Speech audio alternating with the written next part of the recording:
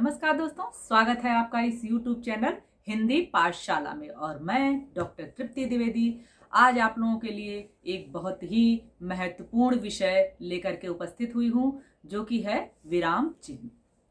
जैसा कि आप जानते हैं कि आपके पाठ्यक्रम में, चाहे वो छठी हो, 7वीं हो, 8वीं हो, या आपके कॉम्पिटेटिव एग्जाम्स जैसे आपका रीट का पेपर हो जो कि अभी होने वाला है, उसमें भी विराम चिन्ह से संबंधित प्रश्न पूछे जाते हैं। तो बहुत ही आवश्यक है कि आप इससे संबंधित आपका जो कॉन्सेप्ट है वो क्लियर हो और आप जाने इसके विषय में कि विराम चिन्ह क्या होता है। चलिए, तो हम अपना टॉपिक शुरू करते हैं और जानते हैं सबसे पहले कि विराम चिन्ह का अर्थ क्या होता है।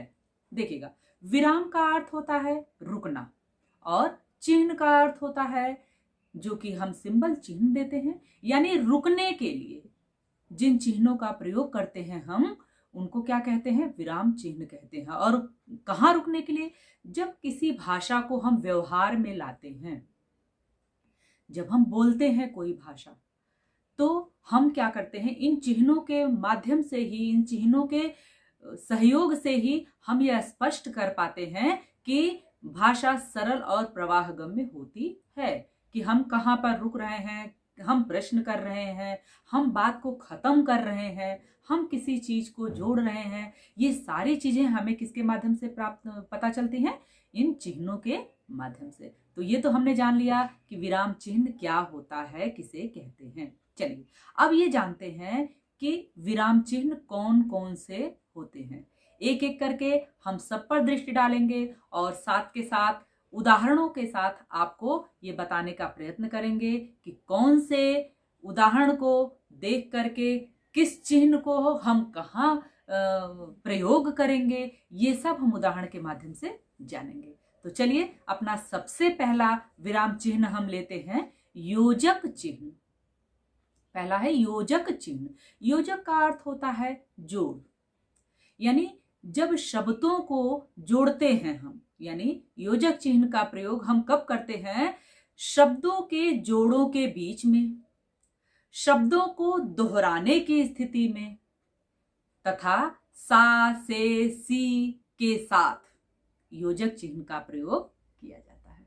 अब देखिएगा, उदाहरण देखिएगा, जैसे अमीर गरीब। यहाँ अमीर और गरीब के बीच में जो चिन्ह है वो कौन सा है, योजक चिन्ह है। और योजक चिन्ह लगाते कैसे हैं, आपके सामने देखिए, डिस्प्ले बोर्ड पर आपको दिख रहा होगा कि योजक चिन्ह का निशान क्या है। तो क्या करते हैं, दो शब्दों को आपस में जोड़ने के लिए, जैसे अमीर गरीब, सुख दुख, ऐसे ही जैसे मैंने बताया कि सा सी से के साथ, तो उदाहरण देखिएगा, जैसे गुलाबी सी, गुलाबी सी सुबह शाम, ऐसे गुलाबी सी, लिखते लिखते, यानी आपने शब्दों को दोहराया एक से शब्दों को लिखने के लिए, और सा सी से के प्रयोग में हम इस योजक चिन्ह का प्रयोग करते हैं। तो ये आपने देखा कि योजक चिन्ह क्या होता है और इसका प्रयोग स्थल क्या है।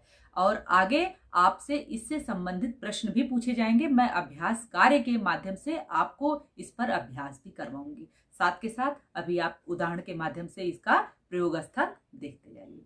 चलिए आगे बढ़ते हैं। और दूसरा चिन्ह है पूर्ण विराम। पूर्ण विराम, पूर्ण मतलब पूरा, विराम मतलब रुकना। पूर्ण विराम का चिन्ह क्या है, एक खड़ी पाई, जैसा कि आप सामने देख रहे हैं, एक खड़ी पाई। जब हम कोई वाक्य पूरा कर लेते हैं तब यह चिन्ह लगाया जाता है। देखिएगा, मुझे भूख लगी है। अब आपने ये वाक्य सुना तो आपको लगा कि मुझे जो कहना था मैंने कह लिया, यानी हम मेरा वाक्य समाप्त हो गया। तो यहाँ हम क्या लगाएंगे, पूर्ण विराम का चिन्ह लगाएंगे। चलिए आगे बढ़ते हैं। अगला देखते हैं विस्मयादि बोधक चिन्ह। विस्मयादि बोधक अर्थात विस्मय आदि जहां पर उसका बोध हो, ज्ञान हो, ऐसे चीजों को प्रकट करने का चिन्ह। और वो क्या है, ये देखिएगा कि एक खड़ी पाई और उसके नीचे डॉट। देखिएगा, बात करते समय हम कभी कभी अपनी बात में खुश होना, दुखी होना, घृणा प्रकट करना, आश्चर्य प्रकट करना, किसी की प्रशंसा करना, ये सारे भाव प्रकट करते हैं। ये तो आपको पता है। जब हम ऐसे भावों को प्रकट करते हैं तो उनको प्रकट भावों को प्रकट करने के लिए जिन चिन्हों का हम प्रयोग करते हैं उन्हें ही हम विस्मयादि बोधक चिन्ह कहते हैं। जैसे देखिएगा, मैंने कहा छी कितनी गंदी है। अब मैंने यहाँ छी जो लगाया और उसके आगे हमने विस्मयादि बोधक चिन्ह लगाया, छी कितनी गंदगी है, या वाह कितना स्वादिष्ट पराठा बना है। तो यहाँ देखिए हमने विस्मयादि बोधक चिन्ह का प्रयोग किया है। ऐसे ही आगे आपको कभी भी पूछा जाए कि विस्मयादि बोधक चिन्ह कहाँ लगेंगे, या कोई पैराग्राफ दे दिया गया और बताया गया कि यहाँ विराम चिन्हों का प्रयोग करिए, तो इन चिन्हों को जानना आपके लिए अति आवश्यक है। चलिए आगे बढ़ते हैं और अगला लेते हैं चिन्ह जो है कोष्ठक। कोष्ठक देखिएगा चिन्ह कैसे लगता है, आपने देखा दोनों तरफ से जो बंद हो। अब इसका प्रयोग कहाँ करते हैं देखिएगा, वाक्य या शब्द को स्पष्ट करने के लिए कभी कभी कोष्ठक के भीतर उसका अर्थ लिख दिया जाता है। जैसे मैंने आपको कहा बोध, बोध मतलब मैंने उसी के सामने कोष्ठक में लिख दिया ज्ञान। जैसे अब एक उदाहरण और देखिएगा, वाक्य के 3 भेद होते हैं। भेद का मतलब क्या है, प्रकार, और प्रकार को वहीं आगे हम क्या कर देंगे, कोष्ठक में लिख देंगे। तो इस चिन्ह का प्रयोग इस तरीके से किया जाता है। आगे बढ़े देखिएगा, अगला है अल्प विराम। अल्प का तात्पर्य है थोड़ा, विराम मतलब रुकना, यानी जब हमें थोड़ा ही रुकना हो, बोलते या पढ़ते समय जहां हम थोड़ी देर के लिए रुकते हैं वहां हम अल्प विराम का प्रयोग करते हैं। उदाहरण देखिएगा, जैसे हाँ मैंने सारा काम कर लिया। अब यहाँ हाँ के बाद मैं थोड़ा सा रुकी, हाँ मैंने सारा काम कर लिया। या देखिएगा, नहीं मैं बाजार नहीं जाऊंगी। अब मैं बाजार नहीं जाऊंगी, यहाँ कोई विराम नहीं है, लेकिन नहीं जब मैं पहले कहा मैंने तो वहां पर अल्प विराम है। तो ऐसी जगहों पर हम क्या प्रयोग करेंगे, अल्प विराम का प्रयोग करेंगे। चलिए आगे बढ़े। अब आता है हमारा उद्धरण चिन्ह। उद्धरण से तात्पर्य है जब हम किसी के द्वारा कही गई कोई बात बताते हैं, वहां पर उद्धरण चिन्ह होता है। इसके भी 2 भेद होते हैं। एक होता है जिसको आप इन्वर्टेड कामा कहते हैं, तो इसका भी 2 प्रकार होता है, क्या, सिंगल इन्वर्टेड कामा और डबल इन्वर्टेड कॉमा, जिसको हम इकहरा उद्धरण चिन्ह या दोहरा उद्धरण चिन्ह कहते हैं। और ये चिन्ह लगते कैसे हैं, ये देखिएगा आपके सामने स्क्रीन पर दिखाया जा रहा। अब ये देखिए कि कहाँ इसका प्रयोग होता है। जैसे मैंने कहा, अध्यापिका ने बच्चों से कहा, अब यहाँ हमने अल्प विराम लगाया, सदा बड़ों का आदर करो, क्योंकि यहाँ अध्यापिका के द्वारा कहा गया वचन है, कहा गया वाक्य है। तो उसके द्वारा जो मैंने बताया कि आपको जब किसी के द्वारा कोई उदाहरण दिया गया हो उसको डबल इन्वर्टेड कॉमा में रखते हैं। इस तरीके से आपने देखा। और सिंगल इन्वर्टेड कॉमा कहाँ देते हैं ये भी ध्यान दीजिएगा। जब से मैंने कहा रामधारी सिंह, अब उनका नाम आगे है दिनकर, अब दिनकर जो है शब्द, इसको हम क्या कर देते हैं, सिंगल इन्वर्टेड। चलिए आगे बढ़ते हैं। अगला हमारा चिन्ह है अर्ध विराम। अर्ध विराम का मतलब होता है कि जहां पर हम अल्प विराम से थोड़ा सा अधिक रुकते हैं लेकिन पूर्ण विराम से कम रुकते हैं। क्या है, जब हम अल्प विराम से थोड़ा सा ज्यादा रुकते हैं और पूर्ण विराम से थोड़ा सा कम रुकना होता है, वहां पर हम अर्ध विराम का चिन्ह लगाते हैं। लेकिन चिन्ह क्या है, वही जो अल्प विराम है उसके ऊपर एक बिंदु होता है, यही ये चिन्ह है। तो आपने ये देखा कि कहाँ लिखा लगाया जाता है कि जब कोई वाक्य हम पढ़ते हैं वहां हमें पूर्ण विराम से कम और अल्प विराम से थोड़ा ज्यादा रुकना होता है, वहां पर हम क्या करते हैं, इस चिन्ह का प्रयोग करते हैं और इसे क्या कहते हैं, अर्ध विराम। अब ये देखिएगा, इसी चीज को हम यूं भी अगर कहें कि जब हम एक बड़े वाक्य में कई छोटे वाक्यों को जोड़ते हैं, जब हमें कोई बड़ा वाक्य कहना होता है और उसके साथ हम कई छोटे वाक्यों को जोड़ते हैं, तब इस अर्ध विराम का प्रयोग किया जाता है। देखिएगा, जैसे चिड़िया दाना चुगकर लाती, चिड़िया दाना चुनकर लाती। अब यहां देखिए क्या है, आपका अर्ध विराम का चिन्ह लगा हुआ है, क्यों? क्योंकि हमने यहाँ पर थोड़ा हम रुके इसीलिए।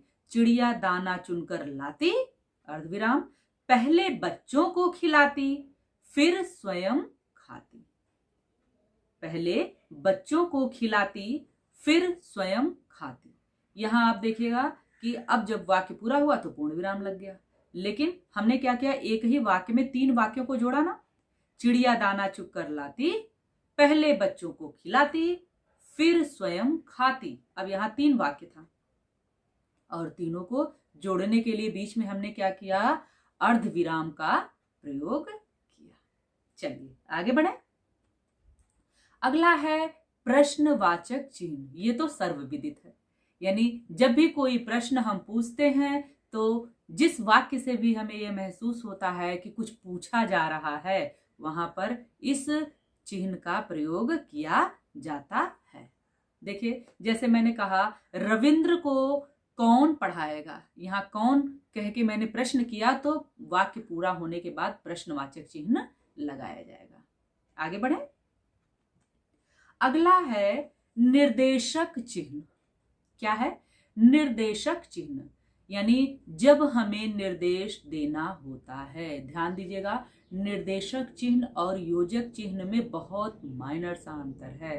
दोनों बिल्कुल पाई ही होती है सिर्फ, लेकिन जो योजक होता है वो छोटा होता है और निर्देशक जो होता है वह बड़ा होता है। अब ये देखते हैं कि इस चिन्ह का प्रयोग कहाँ पे किया जाता है। देखिएगा, इस विराम चिन्ह का प्रयोग संवाद, वार्तालाप, कथोपकथन आदि में वक्ता के नाम के बाद या कथन की समाप्ति पर लेखक के नाम से पहले।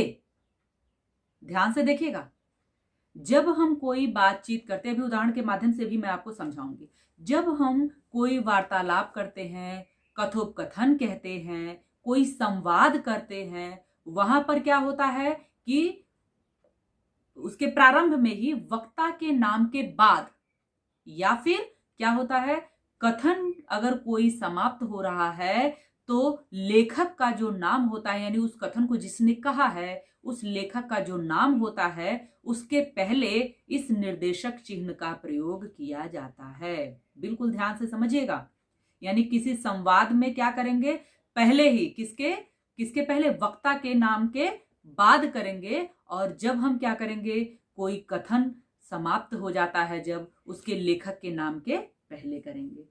ध्यान से सुनिएगा, उसे ही हम क्या करते हैं, निर्देशक चिन्ह कहते हैं। अब ये चिन्ह देखिएगा, उदाहरण के माध्यम से मैं आपको बताऊं। जैसे मैंने कहा कि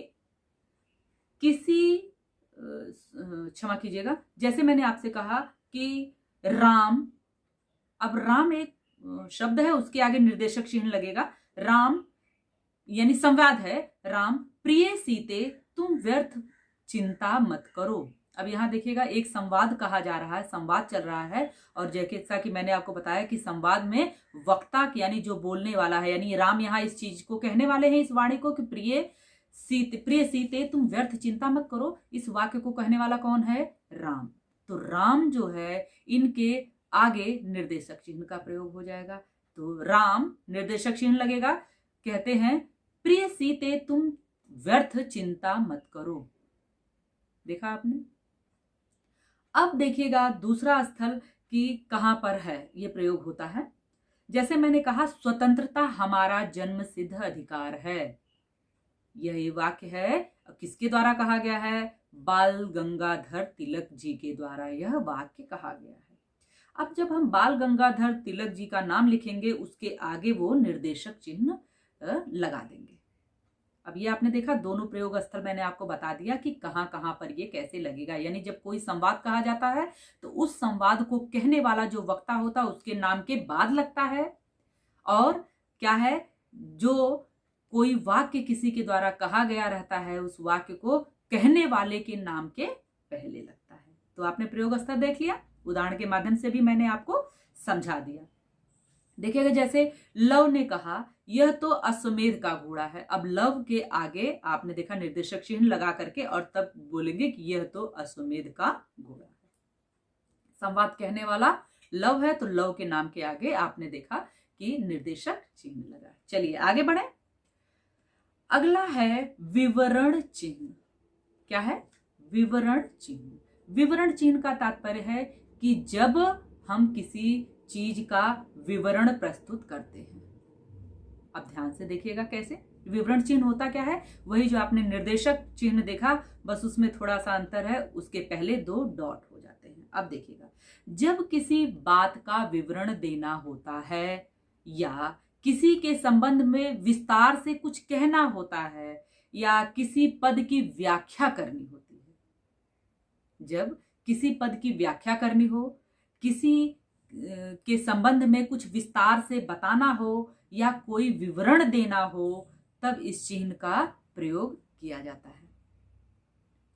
अब देखिएगा, उदाहरण देखिएगा कि कैसे कैसे होता है। विवरण देने के लिए जैसे, अब देखिएगा कैसे, विस्तार देने के लिए कहाँ कहाँ होता है? विवरण देने के लिए, विस्तार देने के लिए और व्याख्या करने के लिए। प्रयोग स्थल क्या है इसके? 3 हैं। किसके? विवरण चिन्ह के प्रयोग स्थल 3 हैं। कहाँ कहाँ? पहला देखिएगा, विवरण देने के लिए। जैसे अब इसके देखिए कुछ उदाहरण इसके हैं, मैं आपको बताऊं कि विवरण देने के लिए जैसे, जब जैसे शब्द का हम प्रयोग करते हैं तो ये क्या करते हैं, जैसे जब हम लिखते हैं जिस चीज को, उसके बाद जैसे आप देखिएगा कुछ उदाहरण निम्नलिखित हैं। अब इसकी क्या किया हमने कि निम्नलिखित हैं के बाद हमने विवरण चिन्ह दिया। क्या उदाहरण वो है उसके बारे में हम आगे अभी कहने जा रहे हैं, उसका विवरण देने जा रहे हैं, तो उसके पहले हमने ये प्रयोग किया। उसके पहले क्या लगा दिया हमने? विवरण चिन्ह, यानी हम विवरण देने जा रहे हैं। दूसरा है विस्तार देने के लिए। जैसे पहला आपने देखा विवरण देने के लिए, जैसे कुछ उदाहरण निम्नलिखित हैं, यानी आगे हम कुछ भी कहना चाहते हैं, अलंकार इतने प्रकार के होते हैं, समास 6 प्रकार के होते हैं, ये विवरण दिया हमने, तो यानी उसके पहले हमने क्या किया? विवरण चिन्ह का ये लगाया। एक और देखिएगा विस्तार देने के लिए, जैसे विषय का विस्तृत विवेचन इस प्रकार है। अब इस प्रकार है, आगे हम लिखेंगे ना किस प्रकार है, तो यानी उसके पहले ही हमने क्या किया? इस चिन्ह का प्रयोग किया। तीसरा प्रयोग स्थल देखिएगा व्याख्या करने के लिए, जैसे इस पद की व्याख्या इस तरह से है, तो चूंकि आगे हम व्याख्या करने जा रहे हैं तो है के बाद हम इस विवरण चिन्ह का प्रयोग करेंगे। यानी जब हम किसी चीज के बारे में कुछ बताने जाते हैं तो उसके पहले ही हम इस चिन्ह का प्रयोग करते हैं। चलिए आगे बढ़े। अगला है लाघव चिन्ह। लाघव का अर्थ होता है किसी चीज को छोटा कर देना। लाघव मतलब लघु कर देना। अब लघु कर देना का क्या तात्पर्य है? देखिएगा, जब कोई शब्द बड़ा होता है तो उसको हम उतना न बोल करके लिपिबद्ध करते समय, बोलते समय तो हम बोलेंगे, लेकिन लिपिबद्ध करते समय श्रम की बचत के लिए, समय की बचत के लिए इन चिन्हों का प्रयोग किया जाता है। जैसे मैंने बोला डॉक्टर, प्रोफेसर, ये सारी चीजें जब हम बोलते हैं तो हम प्रयास करते हैं, लेकिन जब हम उसको लिपिबद्ध करते हैं तो डॉ लिख करके आगे इस चिन्ह का प्रयोग हम कर देते हैं। प्रोफेसर लिखना हो, प्रो लिख करके हम कर देते हैं। तो इस चिन्ह का प्रयोग इस तरीके से किया जाता है। जैसे डॉक्टर लिखा हमने, पंडित जवाहरलाल नेहरू लिखना है तो प लिख करके अंक की बिंदु दे करके इस लाघव चिन्ह का प्रयोग कर देते हैं। छोटा जीरो जैसा होता है ये चिन्ह होता है। पंडित जवाहरलाल नेहरू पूरा न लिख करके हम प के आगे इसका प्रयोग करके, इस चिन्ह का प्रयोग करके लाभ ले सकते हैं। तो हर चिन्ह का होना एक अपना महत्व रखता है। अगर इनका कोई महत्व न होता तो इसको न पढ़ने की और न समझने की हमें आवश्यकता होती। तो इसलिए चूंकि हर चिन्ह का अपना महत्व है, अपनी उपयोगिता है, हमारे श्रम को बचाने के लिए, पठन पाठन शैली को सुगम बनाने के लिए, ग्राह्य बनाने के लिए इन चिन्हों का विशेष स्थान है। चलिए आगे बढ़े। अगला देखते हैं कि त्रुटि पूरक या इसी को हंस पद चिन्ह भी कहते हैं। कभी कभी आपसे परीक्षा में हंस पद चिन्ह पूछ दे तो आप भ्रमित ना हो, इसलिए मैंने दोनों की चर्चा यहाँ की कि इन्हें हंस पद या त्रुटि पूरक चिन्ह कहते हैं। चलिए देखते हैं कि ये चिन्ह कहाँ पे प्रयोग होते हैं। त्रुटि पूरक यानी जब हमसे कोई गलती हो जाती है, जब हम कुछ बोलते समय, कुछ लिखते समय कोई सेंटेंस, कोई शब्द छोड़ देते हैं, हमसे त्रुटि हो जाती है, भूल जाते हैं, तब इन चिन्हों का प्रयोग करके हम क्या करते हैं, नीचे तो ये चिन्ह लगाते हैं और ऊपर जो मिसिंग, जो भूला हुआ शब्द है वो लिख देते हैं। इसलिए इस चिन्ह का प्रयोग किया जाता है। चलिए देखते हैं।